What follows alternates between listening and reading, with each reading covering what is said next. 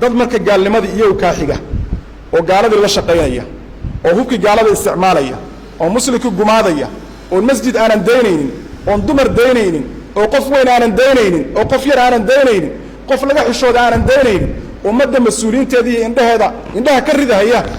dadka noocaasa caqliga in lagu gartay iyadoon cilmi fara badan ba loo raadinin in loo madax rogtana waxay un keenaysaa in la wada baaba'o qabaa'ilka la shaqeeya bal fiiriya maa min qabiila oo gacansaar shabaab la yeelatay ilaa haddii ay jirto ayagaa marka dambe kor u ooyey oo maqaawirtooda ay wada laayeen limaada in yar oo shubhaha markay kugu helaan way yaqaanaan sirtaadii oo dhan intii ka dhaaqaysa bay nag ka dhigayaan inaad soo kabsato ood qabiilooyin kale la soo safato oo raggii lagaa dilay ay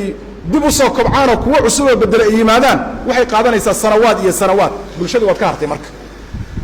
waddankii baa kuu soo haray waddamada kale ka reebahayaan wasiirkii bay dilayaan sarkaalkii bay dilayaan aqoon-yahankii bay dilayaan brofesorkii bay dilayaan shiikhii bay dilayaan ganacsadihii bay dilayaan waa hagaag maxaa la samaynayaa oo kale maalka iyo qaadashadiisa hadda waxay keeneen xeelad cusub murtad iska how laakiin xoolaha iska bixi meeqaa lagaa rabaa intaasoo boqoloo kun keen waddo ku taalla magaalada muqdisho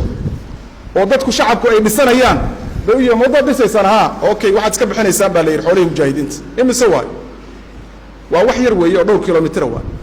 400 kun baad bixinaysaan may 500 kun baad bixinaysaan war 500 kun waxay ka keeneen idinku saxageed lacagta geenaysaan ummadda miyidan ka mid ahayn may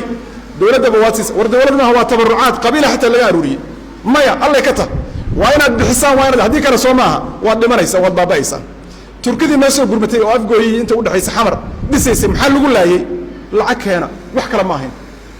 gaalay ahaayeen iyo magaciis iyo mataal lacagta ma bixin weydo waa lagu dilayaa marka lacagta la bixinayo waa in la isaga difaacaa nimankii waddada dhisanahayay wax la isjijiido waxaa lagu dhameeyey 300 kun inay bixiyaan waa wax hadda taagan wey billahi calaykum hadda inay taagan yihiin waxaa marka islaamiya ma laga suuraysan karaa waa roonahay marka sidii hore waa dhaannaa walilahi alxamdu walminna meel bay ka howlgalaan innaga amni baan haysanaa in la adkeeyaa waajib ah meelaha ay ka howlgalaan in laga zuuliyaa waajib ah